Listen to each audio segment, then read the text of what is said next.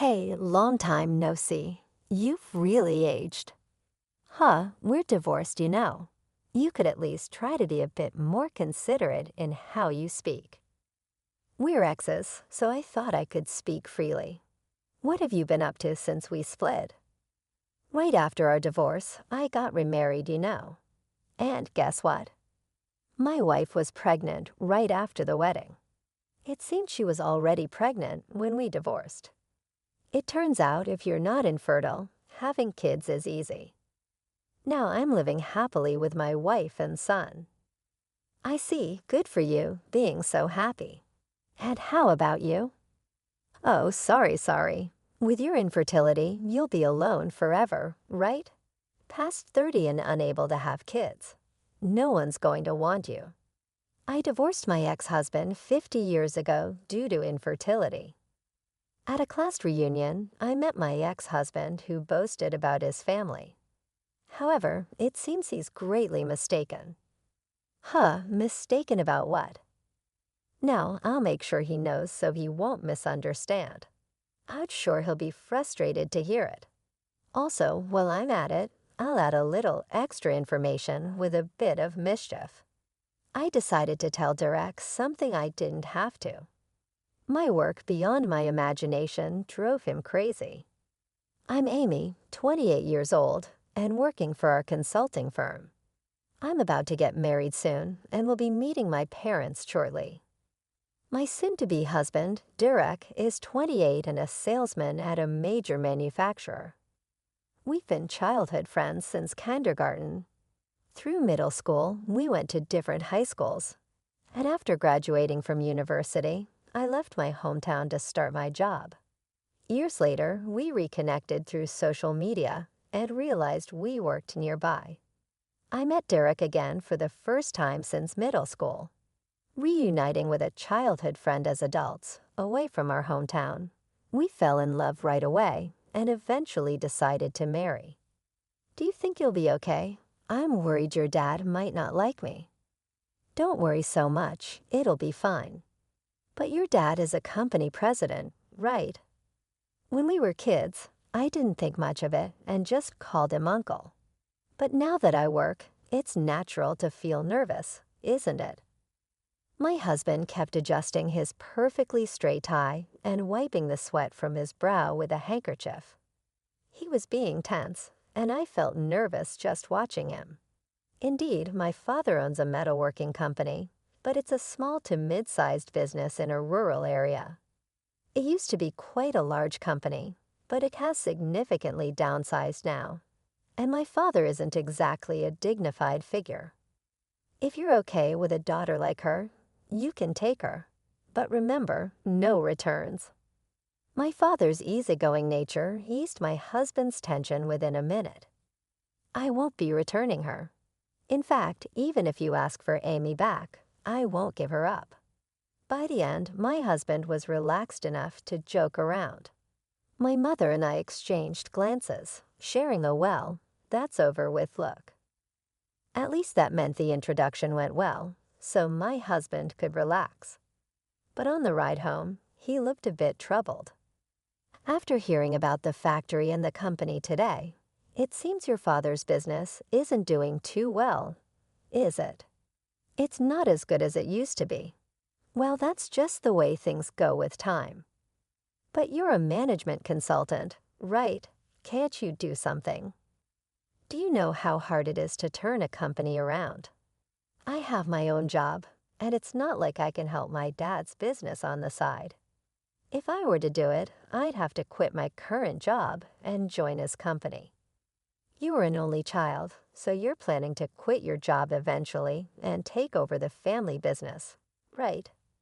That's not going to happen. My dad doesn't want me to inherit the company and struggle. He plans to sell it in the future. That's why I'm only giving him simple advice to keep the company going until he retires. I see. Realizing there's no need to worry about my father's company, my husband's expression softened. I felt happy that he cared about my father, and my expression softened too. Half a year later, we got married. I'll have a coffee. Do you want your usual tea, Annie? Yes, thank you. While I was cleaning up the dinner dishes, my husband brewed my tea. He timed it so the tea wouldn't get cold, waiting until I finished with the dishes. Me being a salesman, he's very attentive. Without me saying anything, he anticipates what I need and does it first. I have no complaints about that, and our married life is going smoothly. However, 2 years into our marriage, although I had no complaints about our life, I started feeling anxious. Our relationship was good, and we were intimate with each other. But 2 years into the marriage, we still hadn't been blessed with a child. There's no need to rush. It will happen in time. But I'm already 30. I can't help but feel a bit anxious. My husband, lounging on the living room sofa and fiddling with his smartphone, responded lightly to my concerns. Normally, I might have expected him to listen more seriously. However, I know he's intentionally keeping it casual, so I don't feel too anxious or responsible about not being able to get pregnant. Derek is an only child, too, and his parents both worked. He often spent time alone at home and has a strong longing for a family life. Both of my parents worked as well, but I used to go to my parents' office after school, so I never felt lonely like he did, always having my parents and their employees around. But I understand the importance of spending time with people. Therefore, I want to make my husband's wish come true. I also want a child. Just to be sure, I'll go to the hospital and get checked. Do you really need to do that? If there's nothing wrong, then that's great. But if there is, it's better to know the cause, right? Well, that might be true. But the next weekend, I went to the hospital alone. There were 2 reasons for this. First, I thought that even if I got checked, they would probably say there's nothing wrong. The second reason was that if there was a problem, I didn't know how to react if my husband was there with me. Without thinking too deeply, I went to the hospital, waiting for my name to be called while thinking about what to buy on the way back. The examination was quick, but the results would come later, so I went home for the day. 2 weeks later, I was given the results. Why does it seem like bad news always takes precedence in these situations? After hearing the results, I didn't go shopping as planned and walked home, staring at the ground. It turns out I'm infertile. I see. The night I received the results, I told my husband about my infertility. I chose to tell him during dinner, hoping it would somehow ease the mood, but the atmosphere at home became tense, and both of us stopped eating. However, not everything was hopeless. There was still some chance. The doctor said that my infertility could be treated with about a 30% success rate. The success rate decreases as you get older, especially after 30. It seems I just made it in time. 30%, huh, and that rate will decrease from now on, I said, contemplating the odds. While I started to eat again, my husband's fork remained still. It seems there is a difference in perception between my husband and me regarding the 30% figure. When I was told I was infertile, I despaired, thinking I couldn't have children. However, hearing the 30% chance, I felt relieved, considering it a not-so-low number. But to my husband, 30% didn't seem like a high probability. Seeing his disappointed expression, I stopped eating again. Since that day, our once smooth marital life has become somewhat awkward. Will you be home late tomorrow, too? I asked, hoping for a sign of normalcy. As I cleared the dishes, I spoke to my husband, relaxing in the living room, but he replied disinterestedly. Ever since he learned about my infertility, he has been coming home late. He says he's busy with work, but I suspect he wants to reduce the time he spends at home. As a result, on weekends, he leaves early in the morning and returns late at night with his late returns. I started eating dinner alone. Moreover, he stopped sleeping in the bedroom and started sleeping on the living room sofa. We lived together, but it seemed like we were living separately. I felt lonely as I sensed my husband drifting away, but knowing the cause lies with me, I couldn't blame him. 6 months later, our relationship had completely cooled down, and we hardly spoke at home. Today, being a weekend, he left the house early. Watching him put on his shoes at the entrance, I felt a sense of relief. I felt lighter after he left and found myself more efficient with the laundry. But as I was about to put his shirt in the washing machine, I sighed. I thought again with the foundation, it's so hard to remove. His shirt had foundation stains, but I wasn't surprised.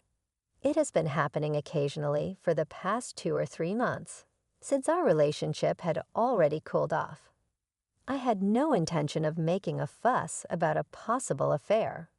I spread out the shirt stained with foundation and resigned myself to the fact that our marriage was probably reaching its end. That night, I approached the topic of divorce. Should we end this? If we divorce, you can be with your new woman, right? So you knew, let's skip the pretense. I won't ask for a property division over the affair, so can we part ways smoothly? Okay, I have a job, so I don't need the money. Plus, as he works for a major manufacturer, the property division wouldn't hurt him much. So a hassle-free divorce is preferable to me.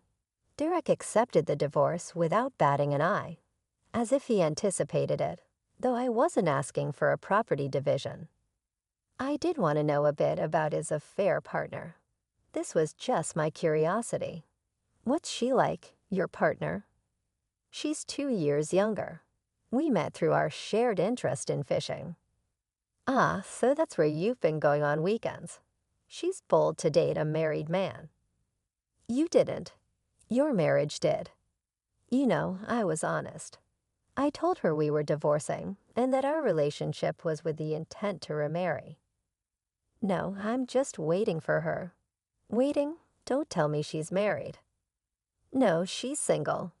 I succeeded in a love conquest. I had a lot to say after hearing his story, but saying too much could jeopardize the smooth progression of our divorce. So I swallowed my words. The divorce went through without any issues. He quickly moved on to his new partner, who apparently had also left her boyfriend. I thought I'd be fine with a divorce, having prepared for it, but the reality hit me harder than expected. After staying in the house and continuing to work for a while, I eventually quit my job and returned to my parents' home. 15 years later, back at my parents' home, I fully recovered from the divorce. It's almost a distant memory now.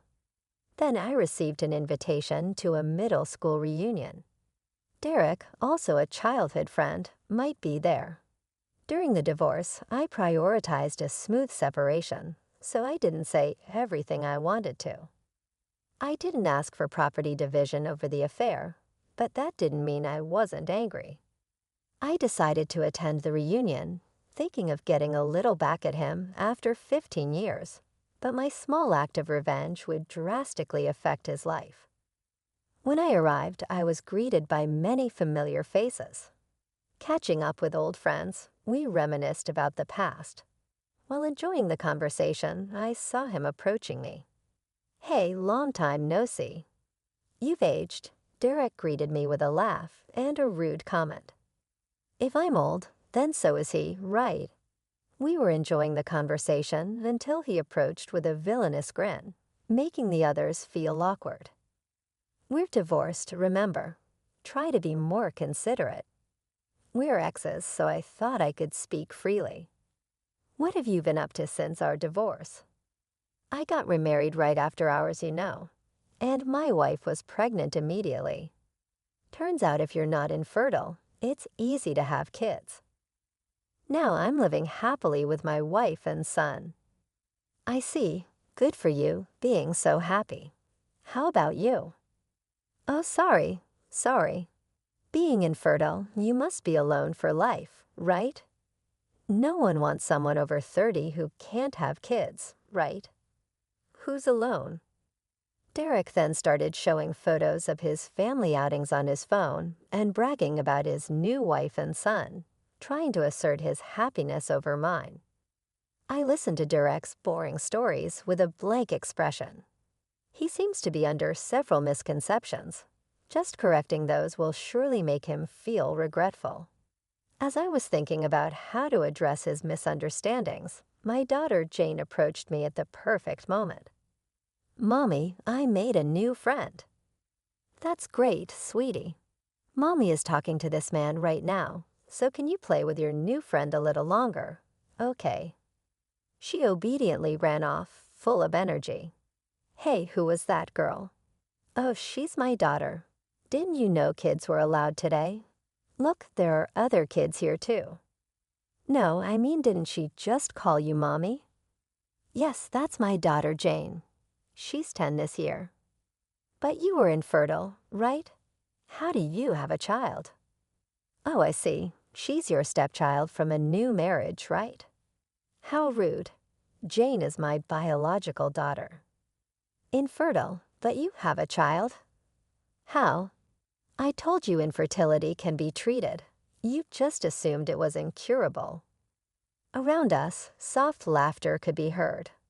I had shared with close friends about my divorce and having a child, so Derek, who assumed I couldn't have children and was flaunting his own, became the butt of the joke.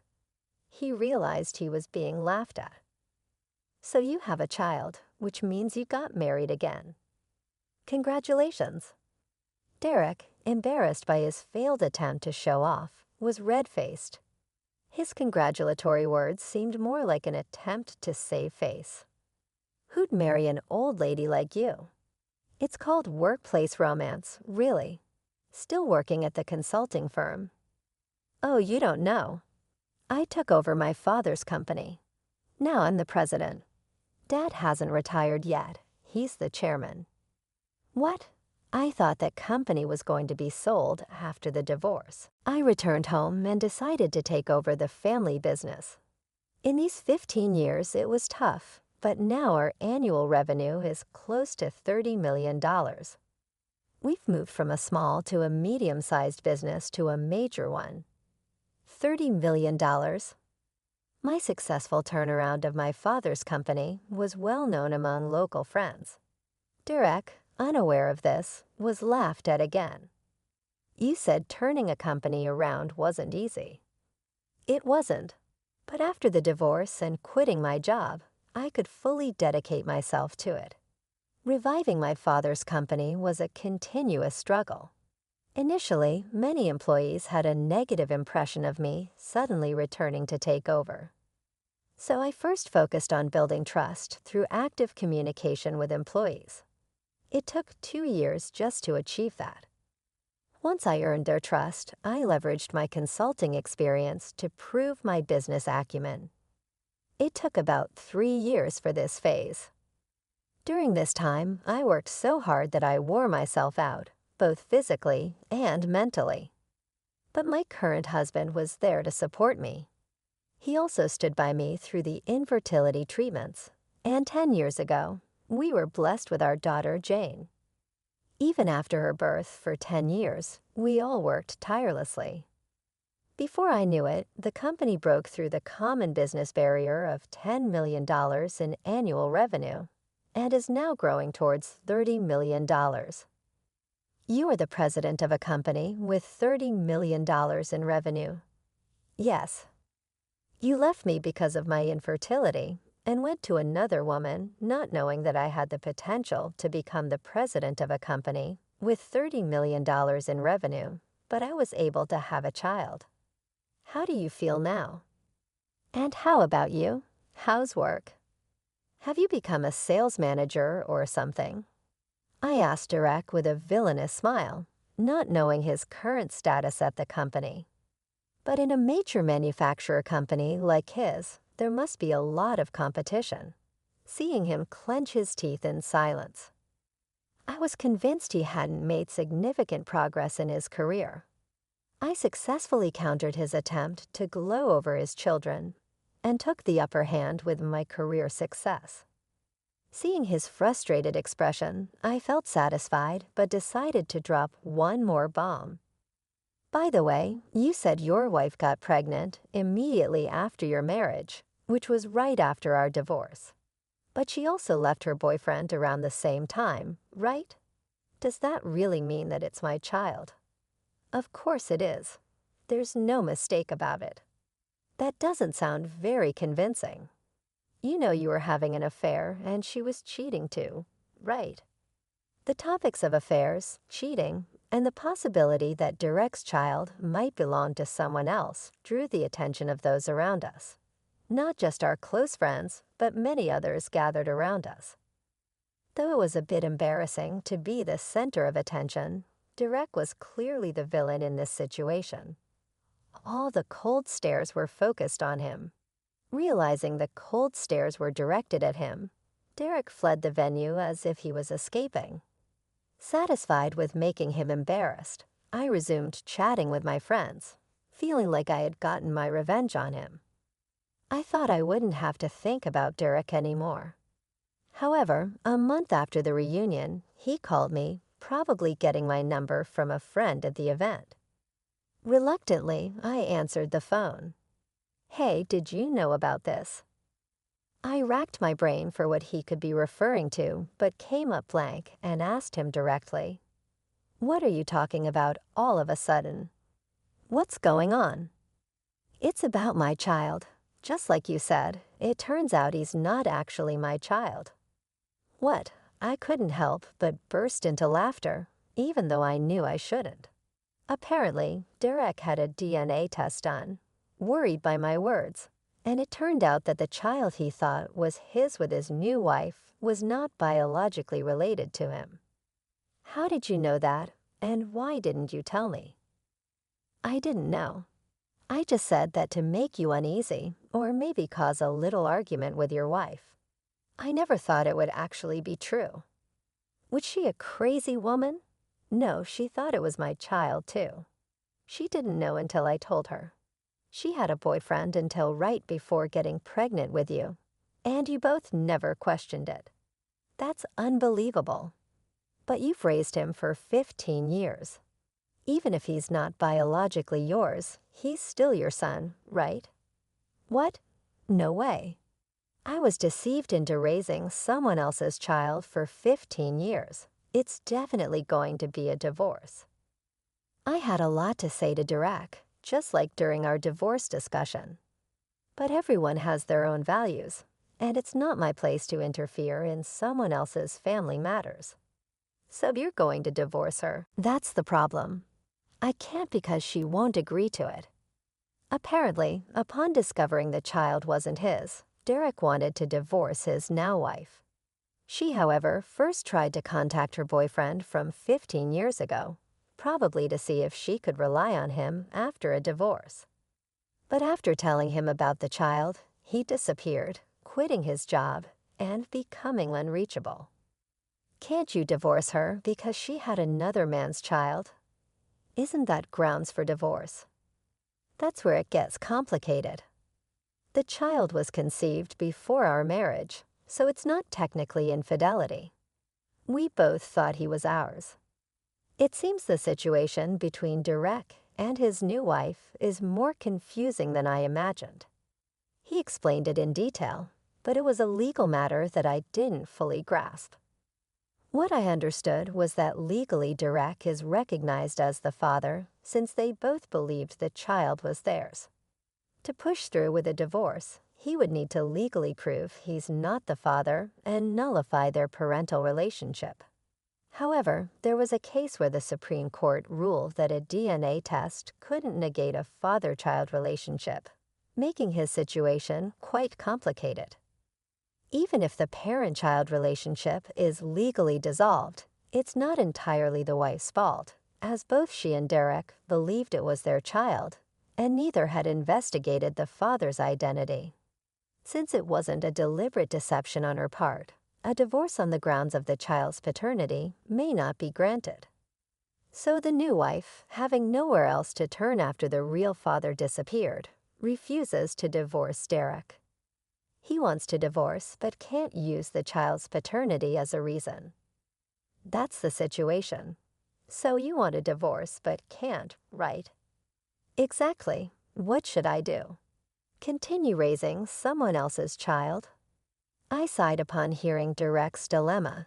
You keep saying someone else's child, but he's been your son, hasn't he? Oh, he's the child of my wife's ex, not mine. I tried to reason with him, but it seemed futile. I have nothing more to say to you. It was your decision to divorce me over my supposed infertility, to take your new wife from her boyfriend, and not to check who the child's real father was. Own up to your decisions. I hung up on him in anger. What a pathetic ex-husband, crying to his ex-wife from 15 years ago. Returning home from work, I found my husband and daughter happily watching TV in the living room. Watching them, I felt glad I had divorced Derek. Apparently, Derek couldn't divorce and moved out, so now they're living separately. If the separation lasts 3 to 5 years, it could become grounds for divorce. However, until then, he must pay living expenses and child support for his wife and son. His son is 15, so even if the divorce happens in 3 years, he will be an adult. His wife likely won't drag out the divorce process then. Also, his son doesn't know the truth yet about his biological father and resents Derek for leaving. Learning the truth might either alleviate this resentment or it won't. I hope Derek faces his son's anger without running away. By then, he will have experienced a second divorce and probably be done with marriage. My ex-husband, who tried to gloat over me for being childless, ended up having his life turned upside down by a casual statement I made. He should have refrained from trying to one-up me. I continued to work hard, and unlike Derek, our family relations are strong. We are currently planning our next family outing.